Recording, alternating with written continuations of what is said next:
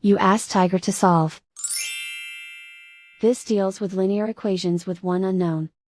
The final result is x equals -60. Let's solve it step by step. Simplify the expression. Simplify the arithmetic. Isolate the x. Divide both sides by -2.